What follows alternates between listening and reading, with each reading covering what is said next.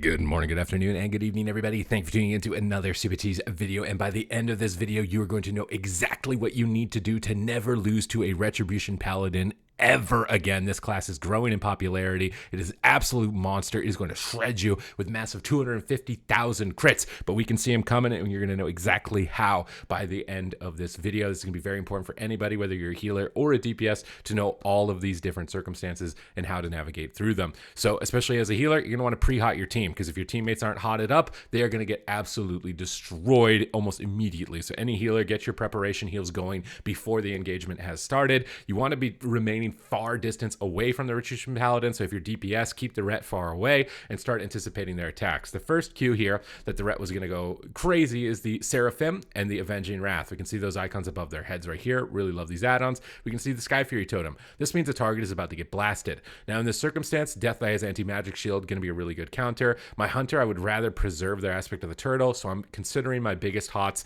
for my Hunter over my Death Knight in this instance, because the Hunter is a squishier target. Now you can see blasted down to 10% health. Almost immediately blasted down to 10% health. So we're going to Ironbark and Cenarian Ward with Roar of Sacrifice here. This is the next big cue right here, the final reckoning. You really want to pay attention to this debuff on a target, because if you're not, that target will get absolutely erased. After that, usually enemies don't want to attack into that damage reduction, so they're probably going to swap targets. That's when you can use your next big healing cooldown for a swap to your DPS partner here, which is the Death Knight in this instance. We're going to use our Tree of Life. This is going to allow us to instantly regrowth and just burst heal through all the Avenging Wrath. You really want burst oriented healing cooldowns when facing this class, because is going to be difficult to recover otherwise, due to the fact that their Avenging Wrath lasts so long. Your tree form is going to last an equal duration. I really also like running instant wild growth during these situations when two targets are taking damage. I can see my Hunter running away. You can see them pulling towards the corner. And Retribution Paladins, man, they just want to parse. They just want high damage. So if one person is out of range, it doesn't mean they're going to just suddenly stop attacking. Even though the Hunter got really hit really hard earlier and he was kind of the focus target, you got to pay attention to their positioning. So if the Hunter's avoiding the Ret Paladin, they're going to just immediately thwack the Death Knight, and you need to get ready for it. With us being in tree farm, maintaining our life bloom, 2 rejuves and regrowth on the target, it's not going to be too difficult for us to immediately switch gears and get ready for that, but you need to just be mashing out as many emergency heals as possible until this Avenging Wrath is gone, because otherwise you could just be absolutely wiped out. So don't be afraid to overheal during this period of time. But now you can see the positioning. Ret Paladins are limited on mobility. This guy's going to run at me for a reason. He's not just going to run at you for no reason. It means he has a stun. He means he has a blind. He wants to CC you. So if you have tools to immune that crowd control, you do want to try and utilize them. On my toolkit, I can Shadow Meld or Tranquility Shield. Unfortunately, we don't in this position, but Trank Shield right here could have immune that blind. Instead, what happens is I Trinket, because my Hunter is very susceptible to taking a lot of damage right now, and I want to preserve that aspect of the turtle. It's kind of our most vital cooldown to be able to survive later on. If Rets do this, which is pretty common in Solo Shuffle, where they stun a DPS, you just want to dispel that instantly. Don't let your partner sit that, because it can be really nerve-wracking for them if they're stuck in a 6-second stun with a Ret on their back. So just dispel those, and then just keep your hots rolling. Again, 2 rejuves, life blooms on both targets. Cenarian warding the Hunter here, because they don't have their personal defensives, whereas my Death Knight is more durable, has anti-magic shield available. So I'm committing my bigger heals to the more vulnerable target, and I'm monitoring that based on my Omni CD add-on here to determine where my heals need to go, and you can do that as well if you've checked out my top 5 PvP add-ons. We're going to jump in here with Wild Charge and bash the Ret Paladin, just slow down some of the damage. Wanted to try and go for a cheeky Cyclone, maybe fake an Interrupt while their damage is low. This is about the only time where you would want to try and look for crowd control. The Elemental is not proc Descendants, the Ret has no wings currently active, and there's no available crowd control for you. So going in and bashing during this time, you won't be able to be punished. They don't have damage, they don't have CC, they can't punish you. So pay attention to those windows. You do want to take advantage of them to get as much effective CC as you can. But now Avenging Wrath is procced, which means they might be laying in. We can see Seraphim icon on the Ret. This is another cue that they're about to do a lot of damage. Who is it going to be on? Got to look for the final Reckoning stack that's going to pop up on the target. We're already adaptive swarming the Hunter. We're anticipating the hit. The Hunter knows it's coming as well.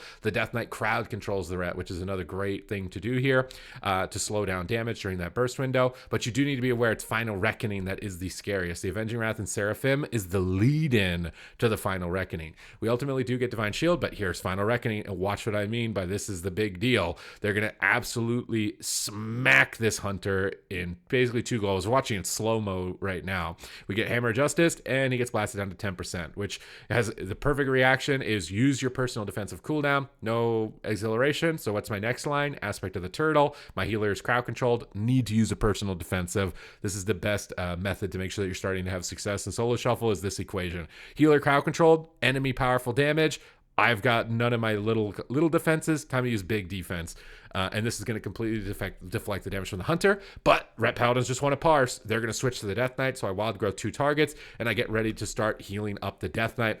Because my hunter doesn't need to be healed, he's immune to damage, I need to be focusing my heals on the thing that is about to take damage because it could easily go down. Now we're trying to reposition. The Ret Paladin is getting pulled towards me, which is not what you want to do. You want to keep the Ret Paladin far away. I could have backed up onto the staircase a bit in this position. We've activated Iron Bark onto our hunter here. Full hots onto the hunter. They're going to be fine. Again, the Ret doesn't want to hit into those cooldowns. We start pushing a little bit too close, and right here the Shaman gets an Ascendance proc. And this Ascendance proc, we're going to Tranquility Shield because we're the only one in the Shaman's line of sight. He doesn't want to attack a Death Knight, and he can't attack the hunter behind the pillar. So you will get zapped by these Ascendance procs from Shaman. I don't have Bark Skin. I don't have a Trinket, so Tranquility Shield here. But the Ret Paladin sees me stationary and moves on top of me while I'm during that trank. So I'm trying to get away from the Ret, not able to. I pre-Send Ward. Oh, no, I didn't pre-Send Ward. So anticipating the CC with a Send Ward is a good idea. The hunter is avoiding the Ret. They're still attacking the Death Knight, and the Death Knight can survive pretty easily with their personal defensives here. So I'm not too worried, but dampening is getting higher. Death Knight will be more vulnerable, and all these tanky targets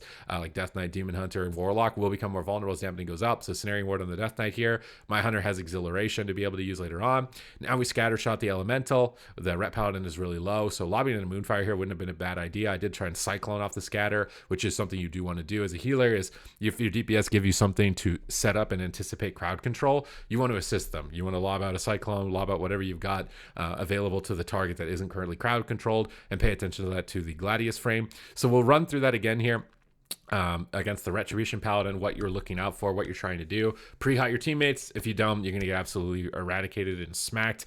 And then you want to be maintaining maximum distance away from the Retribution Paladin. So I've got Regrowth casted. It applies to both Life Bloom targets through my talents, double Rejuve onto both my DPS. And then I'm going to start pulling back because the Ellie's going on top of me, which is not what you want to do as a DPS, but you can compensate for it. So I'm repositioning, pulling myself in the room. But look, Seraphim, Avenging Wrath. You know what's going to happen, right? Like this Ret Paladin is absolutely going to destroy somebody. He is more than set up, and there you go. That's the final cue right here, the final reckoning, ironically enough. So I'm going to pop Tree Form immediately. I'm not going to wait. I already know that this is, even though he's full health, I know something's about to lose half of its health. They grip me in and they start swapping. So Tranquility Shield. I'm next to a Ret with all their cooldowns. They've just gripped me in. This is a cue that they want to crowd control me. So going immune to crowd control at this time is going to be the most optimal use of my time, but will make me vulnerable later on. So you got to be aware of that. I don't have Bark Skin either. I really would recommend just using all your personal defensives against a Ret Paladin in the opener, just because it's not worth getting RNG crit for 300,000. And you can see again, getting another Avenging Wrath. So they're probably going to be smacking people. So I'm trinketing immediately. My Shaman walls. I can reposition, heal myself up with Nature's Swiftness.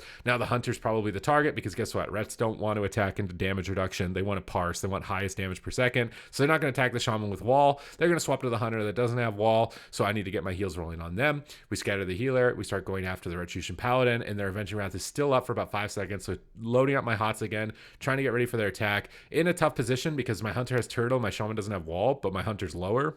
So I Cenarian Ward my Hunter, and I hold my Iron Bark, and my Iron Bark is going to be held here for my Shaman. This way I've got big healing coming out onto the Hunter, big healing coming out onto the Shaman, so they don't have really a viable target to attack. We end up getting Hammer of Justice, but we already premeditated all of the attacks with Cenarian and Ward on one and Iron Bark on the other. And look, nobody's taking any damage despite the fact that the Retribution Paladin has procced their Avenging Wrath. So anticipating it, trying to get max distance. And now look, the crowd control's over, the damage is over. We get aggressive. Like I said, we bash the Ret Paladin. We get close to our enemies. We start looking for Cyclones because these can't really be punished. If I get interrupted, nothing's going to happen during this time because there's no Avenging Wrath and there's no crowd control for me. So even if I get interrupted, nothing bad's going to happen. I'm just going to keep getting aggressive, and we're going to be able to get the kill as a result. So you can see there's very big and obvious cues you need to be ready for and prepared for. If you're not, you're going to get eradicated. It happens to me still sometimes as well, or my partners don't respond appropriately. So the first cue is your healer CC'd? If they are, enemy used offensive cooldown, use personal defensive cooldown. That is just the basic logic that you should be applying in all of your solo shuffles if you're a DPS player. And if you're a healer and you're not CC'd, use your defensive cooldowns to keep them alive, anticipating their damage the way that I've outlined in the video. But other than that, thank you very much for watching. I hope that you've enjoyed the video and gotten some useful intel and data on your climb to the top, because Ret Paladins are an ever increasingly popular spec at the moment, and this is how they're going to be slaughtering you if you don't know. But now you know.